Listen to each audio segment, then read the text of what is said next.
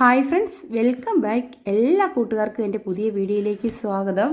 അപ്പോൾ വീട്ടിലേക്ക് അപ്പവും ദോശയും ഇഡ്ഡലിയൊക്കെ ഉണ്ടാക്കുമ്പോൾ ഇതുപോലെ ഒരു ചട്നി തയ്യാറാക്കി നോക്കണേ.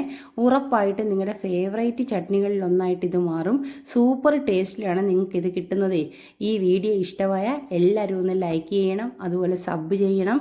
പിന്നെ എല്ലാവർക്കും ഒന്ന് ഷെയർ ചെയ്ത് കൊടുക്കാൻ മറക്കരുത് കേട്ടോ. എന്നാൽ ശരി, സമയം കളയുന്നില്ല കേട്ടോ. ഇത്ര ടേസ്റ്റി ഒരു ചമ്മന്തി എങ്ങനെ ഉണ്ടാക്കി നോക്കാമെന്ന് നമുക്ക് കണ്ടു നോക്കാവേ. വീഡിയോ സ്കിപ്പ് ചെയ്യാതെ കാണണേ. നല്ല ഫ്രഷ് തേങ്ങ കൊണ്ട് വേണം ഇത് ഉണ്ടാക്കാൻ. ഞാൻ ഒരു മുറി തേങ്ങ ചിരവി വെച്ചിട്ടുണ്ട്. ഇനി ഇതെല്ലാം കൂടി ഒരു ബൗളിലേക്ക് ഇട്ട് കൊടുക്കണം. ഇട്ട് കൊടുത്തതിന് ശേഷം കാന്താരി മുളകാണ് ചേർക്കുന്നത് എരിക്ക് വേണ്ടിയിട്ട്.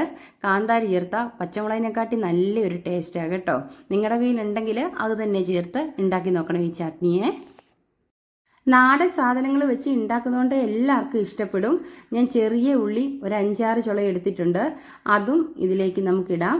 ഇനി കറിവേപ്പില ആവശ്യത്തിന് ഇട്ട് കൊടുക്കാൻ ഞാൻ എല്ലാ വീഡിയോയിലും പറയുന്ന പോലെ ടേസ്റ്റ് കൂടുകയുള്ളൂ. പിന്നെ 2 പച്ചമുളകും കൂടി ചേർക്കുന്നുണ്ട്. കാന്താരി കുറവായിരുന്നു, അതുകൊണ്ടാണ് പച്ചമുളക് ചേർക്കുന്നത്. കാന്താരി ഉണ്ടെങ്കിൽ അത് മാത്രം ചേർത്താൽ മതി, അതാ ടേസ്റ്റ്. ഇനി ഇതൊന്ന് അരച്ചെടുക്കണം. ഒരു മിക്സിയുടെ ജാറിലിട്ട് അരച്ചെടുത്താൽ മതി. അമ്മിക്കല്ലി അരച്ചെടുത്താൽ ഭയങ്കര രുചിയായിരിക്കും. ഇങ്ങനെയുള്ള ചമ്മന്തിയൊക്കെ നല്ല ഫൈനായിട്ട് ഞാൻ അരച്ചെടുത്ത് മാറ്റി വെച്ചിട്ടുണ്ട്. ഇനി മെയിനായിട്ടും ഇതിന് താളിപ്പാണ് വേണ്ടിയത്. നല്ല രുചിയുള്ളൊരു ചമ്മന്തിയാണ്. തീർച്ചയായിട്ടും ഇതെല്ലാവരും ഒന്ന് ട്രൈ ചെയ്ത് നോക്കേണ്ട റെസിപ്പിയാണ് കേട്ടോ. വെള്ള കളറിലുള്ള ചട്നി കൂട്ടി ഇഡ്ഡലി കഴിക്കാനൊക്കെ നല്ല ടേസ്റ്റ് അല്ലേ. ഇനി നമുക്ക് ഇത് മാറ്റി വയ്ക്കാം. ഇതിന് താളിക്കാൻ വേണ്ടിയിട്ട് ഞാൻ എടുത്തിരിക്കുന്നത് ചട്ടിക്കകത്താണ് കേട്ടോ നല്ല രുചി ഉണ്ടാകുന്നത്. പാനൊക്കെ ഒഴിവാക്കിയിട്ട് നമ്മൾ ചട്നിയൊക്കെ ഉണ്ടാക്കി നോക്കുവാണെങ്കിൽ ഉണ്ടല്ലോ, അത് നല്ലൊരു ടേസ്റ്റാണ്. ഇനി കുറച്ച് വെളിച്ചെണ്ണ ഒഴിച്ച് കൊടുത്തിട്ടുണ്ട്. വെളിച്ചെണ്ണയിലേക്ക് ആവശ്യത്തിന് കടുക് ഇട്ട് കൊടുത്തു. കടുകൊന്ന് പൊട്ടി വരുന്ന സമയത്ത് ഞാൻ കുറച്ച് ഉലുവയും കൂടെ ചേർത്ത് കൊടുക്കുന്നുണ്ട്. ഉലുവ എണ്ണയിലൊന്ന് മൂത്ത് വരുമ്പോഴത്തേക്ക് ചെറിയ ഉള്ളി അരിഞ്ഞത്, അത് എത്ര വേണേലും ചേർക്കാം കേട്ടോ. എത്ര ചേർത്താലും നല്ല രുചിയാണ്. പിന്നെ വറ്റൽമുളക് മുറിച്ചിട്ടത്, ഇതെല്ലാം കൂടെ നല്ല ഇളക്കി കൊടുക്കണം. നല്ല ഒന്ന് മൂക്കുന്ന പാകമാകുമ്പോഴത്തേക്ക് കറിവേപ്പിലയും ചേർത്ത് മിക്സ് ചെയ്യണം. പിന്നെ 1/2 സ്പൂൺ മുളക് പൊടി ചേർക്കുന്നുണ്ട്. കളറിന് വേണ്ടിയിട്ട് ചട്നിയുടെ മണ്ടയിലേ പൊങ്ങിക്കിടക്കുമ്പോൾ നല്ല കളർ ഉണ്ടാവുമല്ലേ, അതിന് വേണ്ടിയിട്ടാണ് ഞാൻ മുളക് പൊടി ചേർക്കുന്നത്. ഇനി നമ്മൾ അരച്ച് വെച്ചിരിക്കുന്ന ചട്നി അതിലേക്ക് ഒഴിച്ചു കൊടുക്കാവേ.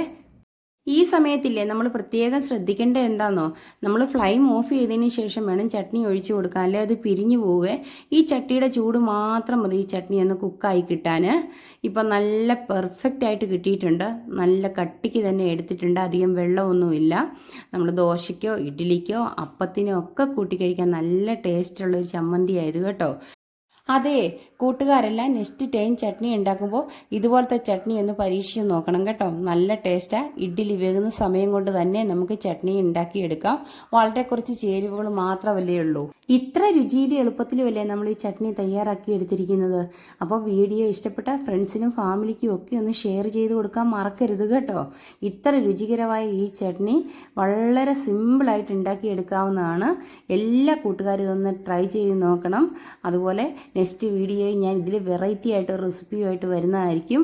അതുവരെ okay, bye. Thanks for watching.